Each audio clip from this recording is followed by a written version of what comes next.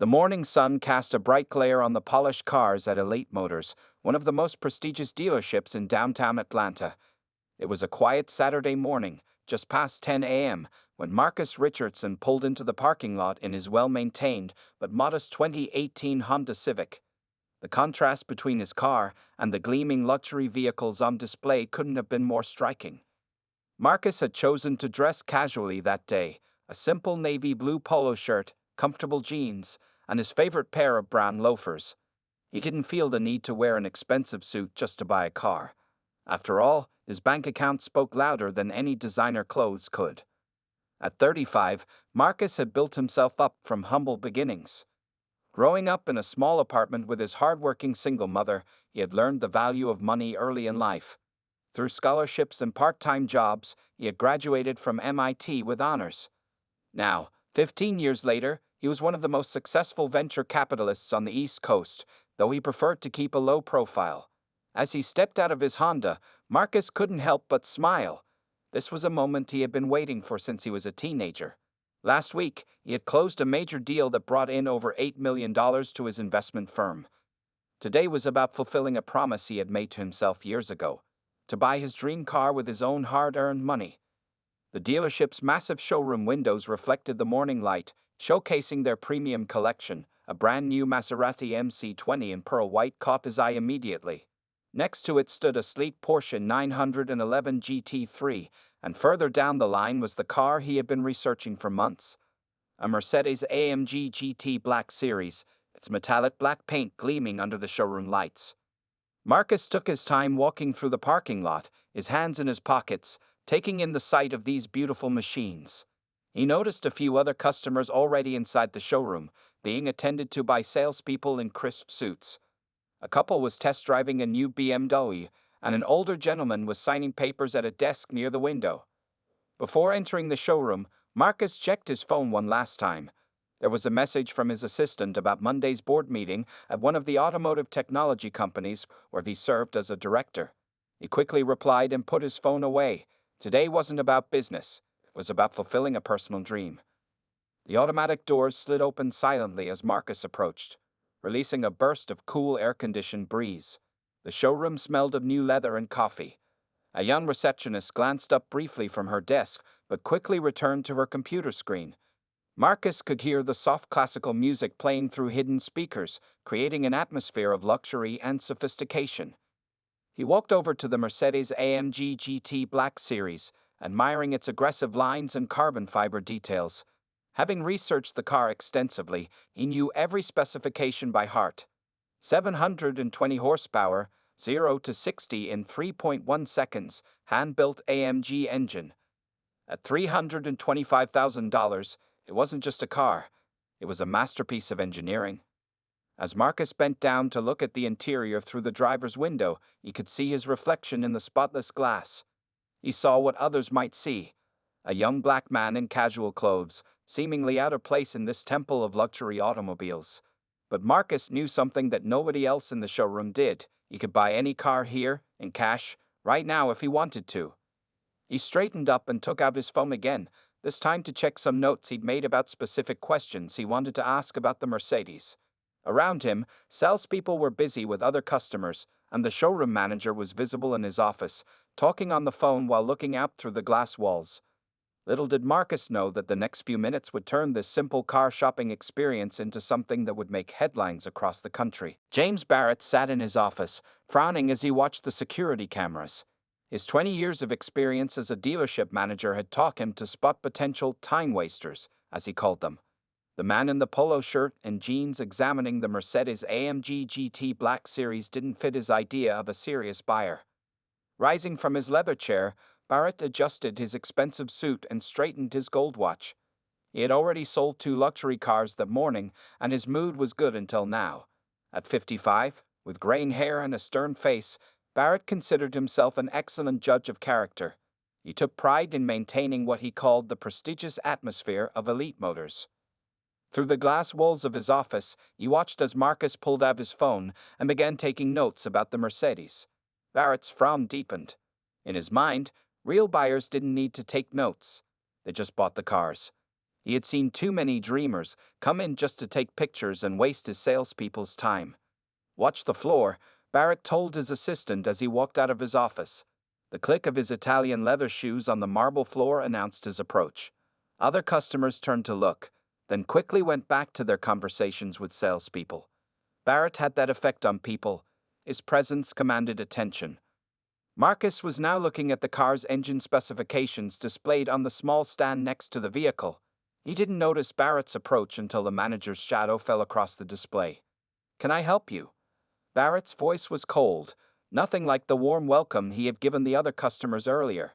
He stood uncomfortably close to Marcus, a common tactic he used to intimidate unwanted visitors. Marcus turned with a friendly smile. "Yes, actually, I'm very interested in the AMG GT Black Series. I've been researching it for months, and I'd love to discuss the specific options available." Barrett's eyes narrowed. He glanced pointedly at Marcus's casual clothes, then at the Honda Civic visible through the showroom windows. "Sir, this vehicle is $325,000. Perhaps you'd be more comfortable at our used car location across town. They have some nice certified pre-owned vehicles in a more suitable price range." The surrounding atmosphere grew tense. A few nearby customers stopped their conversations to watch. One of the salespeople, a young woman named Sarah Chen, took a step forward but then hesitated, knowing Barrett's temper when someone questioned his judgment. "I'm quite comfortable here, thank you," Marcus replied calmly, though his smile had faded. "And I'm well aware of the price. I'd like to discuss financing options or possibly a cash purchase." Barrett let out a short, dismissive laugh. "Sir, we don't appreciate people coming in here to play games. This is a serious business establishment. We have genuine customers to attend to." "I assure you, I am a genuine customer," Marcus said, reaching for his phone. "If you'd like, I can show you my—" "No, what I'd like is for you to leave," Barrett interrupted, his voice rising. "We've had enough issues with people coming in here just to take pictures for their social media. This isn't some tourist attraction." Several employees were now watching the scene unfold. Sarah Chen had pulled out her phone and was frantically typing something, her eyes wide with recognition as she looked at Marcus. "Sir, I think there's been a misunderstanding." Marcus tried one more time, his voice steady despite the humiliation. "I'm here to purchase a vehicle, and I'd appreciate being treated with respect." Barrett touched the security button on his lapel. "The only misunderstanding is you thinking this was appropriate. Security will escort you out, and please don't return unless you're seriously interested in vehicles within your budget." Two security guards appeared almost immediately, their faces uncomfortable but professional. Other customers were now openly staring, some recording with their phones, as the scene unfolded in the middle of the pristine showroom. What happened next would change Elite Motors forever, though Barrett didn't know it yet. Sarah Chen's fingers flew across her phone screen as she pulled up a recent Forbes article, her face growing pale with the realization of the massive mistake her boss was making. Sarah Chen's hands trembled as she rushed toward her manager, phone in hand. The Forbes article was clear on her screen. Marcus Richardson's face smiled back at her, featured in 40 Under 40, America's most influential investors. But before she could reach Barrett, the situation had already spiraled out of control. The two security guards, Mike Thompson and David Rodriguez, approached Marcus with obvious reluctance. They had worked at Elite Motors for years and had never felt as uncomfortable about removing someone as they did now. Marcus stood his ground, maintaining his dignity despite the growing audience of shocked customers and employees. "Mr. Barrett," Marcus said, his voice carrying across the now silent showroom, "I'm going to give you one last opportunity to handle this professionally. I suggest you take it."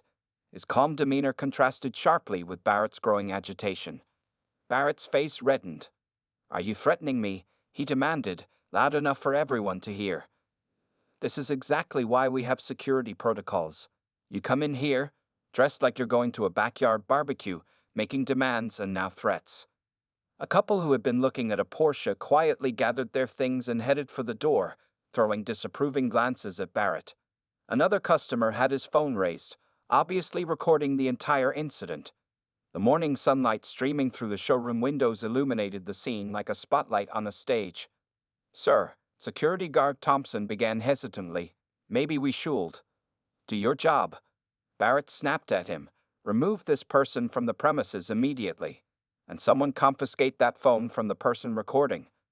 He pointed at the customer with the phone, who quickly backed away while still filming. Marcus pulled out his business card holder, a simple black leather case. Before this goes any further, he started to say, but Barrett cut him off with a dismissive wave. Oh, now you'll show us some fake business cards. I've seen every trick in the book. Thompson, Rodriguez, escort him out now.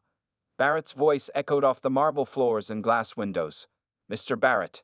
Sarah Chen finally managed to break through the crowd that had formed. You need to see this right now. He's Marcus Richardson, the venture capitalist. He's on our board of. Not now, Chen. Barrett barked, not even glancing at her phone screen. Can't you see I'm handling a situation here? Security guard Rodriguez reached for Marcus's elbow, but his touch was gentle. Sir, please, he said quietly, we don't want any trouble. Marcus carefully pulled his arm away and took one step back. Neither do I, he replied, just as the dealership's morning silence was broken by the sound of multiple phone notifications going off at once. The video of Barrett's behavior was already spreading across social media. Sarah Chen's phone buzzed with a message from the corporate office. They had already seen the live stream someone had started. Around the showroom, employees' phones began lighting up with messages and alerts. One of the salespeople gasped audibly as they read something on their phone. Mr. Barrett, they called out, corporate is on the line. They're demanding to speak with you immediately. Barrett finally turned toward the voice, his face still flushed with anger. Tell them I'm dealing with a security situation. I'll call them back. They say it's about Mr. Richardson, the salesperson stammered. They're saying he's not just any customer. The color drained from Barrett's face as Sarah Chen finally thrust her phone in front of him, showing him the Forbes article. His eyes widened as he read the headline. Marcus Richardson, the tech investor revolutionizing the auto industry. Marcus straightened his polo shirt and looked Barrett directly in the eyes. Now, he said calmly, should we discuss that Mercedes, or would you prefer to explain to corporate why you're harassing one of their board members? The silence that followed was deafening. The security guards had already backed away, and Barrett stood frozen, his mouth opening and closing without forming words. The morning sun continued to stream through the windows, illuminating the $300,000 cars that suddenly seemed very small compared to the magnitude of Barrett's mistake. The Elite Motors corporate office was in chaos. Linda Martinez, the regional director, stared at her computer screen in horror as multiple videos of the incident flooded her social media feed. Her phone hadn't stopped ringing for the past 10 minutes, and her email inbox was filling up with urgent messages from board members. Back at the showroom, Sarah Chen finally managed to get her phone in front of Barrett's face. The Forbes article was unmistakable. Marcus Richardson, the billion-dollar auto tech investor. The article showed Marcus in a business suit, standing next to the CEO of their parent company at a major technology conference.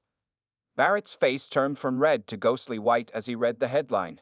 His hands began to shake as he scrolled through the article, taking in phrases like board member of Elite Motors parent company and largest investor in automotive AI technology. Mr. Richardson, Barrett stammered, his previous arrogance evaporating like morning dew. There's been a terrible misunderstanding. Marcus held up his hand, silencing Barrett mid-sentence. The showroom remained deathly quiet as Marcus pulled out his business card holder. He handed a card not to Barrett, but to Sarah Chen, who took it with trembling fingers. Miss Chen, Marcus said warmly, thank you for trying to prevent this situation. Please expect a call from corporate about a promotion. They'll be needing new management here very soon. The security guards, Thompson and Rodriguez, had removed their hands from their earpieces and stepped back, their faces showing a mixture of relief and embarrassment. The customers who had been recording everything were now sending their videos to news outlets. Local stations had already begun calling the dealership. Linda Martinez's voice suddenly boomed through the showroom speaker system. Someone had patched through her emergency call to the entire building. Attention all Elite Motors staff and customers. On behalf of Elite Motors Corporation, we sincerely apologize for the unprofessional conduct you have witnessed today. Mr. Richardson, if you're still there, please know that our CEO is on his way personally. Barrett stumped against the hood of the Mercedes, his legs weak. The same car he had mocked Marcus for admiring would have been a drop in the bucket for the investor's net worth. A young intern rushed up to Barrett with a printout. It was Marcus's financial portfolio with Elite Motors' parent company. "Sir," the intern whispered, though in the quiet showroom everyone could hear, "Mr. Richardson's technology company provides the software for all our dealerships nationwide. He basically owns half our operating systems." Marcus pulled out his phone and made a quick call. "Hello, James? Yes, I'm at the Elite Motors downtown location. Could you bring the rolls around? It seems I won't be making a purchase here today." He paused, listening. "Yes, that's right. The White Ghost Series II." The crowd parted as the distinctive sound of a Rolls-Royce engine purred outside the showroom. A chauffeur in a black suit stepped out and opened the rear door, waiting patiently. Before leaving, Marcus turned to address the silent showroom. "Success isn't about what you wear or what car you drive to the dealership. It's about how you treat people, all people, with respect and dignity." He looked directly at Barrett. "I drove my Honda today because it was my first car, bought with my first investment earnings. I kept it to remind myself of where I came from." Sarah Chen stepped forward. "Mr. Richardson, I have the paperwork for the AMG ready if you'd reconsider." Marcus smiled kindly. "Thank you, Sarah, but I think I'll take my business elsewhere. Though I would like your card. We'll be needing good people like you at the corporate level." As Marcus walked out of the showroom, his Rolls-Royce waiting, Barrett finally realized the full magnitude of his mistake. Not only had he lost a $325,000 sale, but he had discriminated against someone who could determine the future of his entire company. The showroom remained silent as the Rolls-Royce pulled away, its white paint gleaming in the late morning sun. But this wasn't the end. It was just the beginning of major changes at Elite Motors. By Monday morning, the incident at Elite Motors had exploded across every major news network. The videos had gone viral overnight, with millions of views across social media platforms. The company's phones hadn't stopped ringing since their offices opened at 8 a.m. Linda Martinez sat in the emergency board meeting, surrounded by worried faces both in person and on video screens. The CEO, Robert Williams, stood at the head of the table, his usual confident demeanor replaced by deep concern. The morning newspapers were spread across the table, their headlines screaming about discrimination at Elite Motors. "Our stock has dropped 12% since the market opened," the financial director reported, pointing to the glowing red numbers on his tablet. "Social media is on fire. We're trending nationwide, and not in a good way." Sarah Chen, newly promoted to regional sales director, cleared her throat. "The local news vans are still parked outside our showroom. They're requesting interviews with management." She had been up all night, handling crisis calls and preparing reports. Meanwhile, at his home office, Marcus Richardson watched the situation unfold on multiple screens. His phone had been buzzing non-stop with messages of support and media requests. His assistant had already turned down 15 interview requests from major networks. "Sir," his assistant said, entering with more printouts, "Elite Motors competitors are reaching out. They want to discuss possible partnerships and their commitment to inclusive customer service." Marcus nodded, thinking carefully about his next move. He had spent the previous night talking with civil rights leaders and business consultants. This wasn't just about him anymore, it had become something bigger. Back at Elite Motors headquarters, the HR director was presenting findings from Barrett's personnel file. "We've uncovered several past complaints about similar behavior," she reported grimly. They were all buried under different categories, but the pattern is clear now. Robert Williams rubbed his temples. The company's legal team had been working through the night, preparing statements and reviewing policies. The damage control was going to be expensive and extensive. "Mr. Richardson's team just sent over their demands," the legal director announced, distributing tablets with the document. The room fell silent as everyone read through the terms. Instead of a lawsuit, Marcus was demanding comprehensive changes. A complete overhaul of hiring practices, mandatory diversity training for all employees, a new customer service protocol, regular audits of customer interactions, a significant investment in community outreach programs, the establishment of a scholarship fund for minority business students. "He's not trying to destroy us," Linda Martinez realized, looking up from her tablet. He's trying to transform us. Outside the Elite Motors showroom, which remained closed for the day, a small crowd had gathered. Some held signs protesting discrimination, while others shared their own stories of similar experiences at other dealerships. Local news reporters interviewed people from the community, each story adding to the growing narrative. Sarah Chen's phone buzzed with a message from Marcus's office. He wanted to meet with her personally to discuss her role in the company's transformation. Her hands shook as she read the message. This could be the opportunity of a lifetime. In the parking lot of the dealership, Barrett's reserved parking space was empty. His company car had been returned, and his office was being packed up by HR representatives. The security guards, Thompson and Rodriguez, watched the process from their station, both relieved that they had followed their conscience rather than Barrett's orders that day. The corporate office released its first official statement at exactly 10 a.m. Elite Motors acknowledges the serious incident of discrimination at our downtown location. We are taking immediate action to address this issue and implement comprehensive changes throughout our organization. We have accepted the immediate resignation of James Barrett and are committed to working with Mr. Marcus Richardson to transform our company culture. This incident does not reflect our values, and we are dedicated to ensuring it never happens again. As Marcus read the statement on his phone, he knew this was just the beginning. The real work of creating lasting change was about to start. 1 week after the incident, Marcus Richardson stood in front of a packed conference room at Elite Motors headquarters.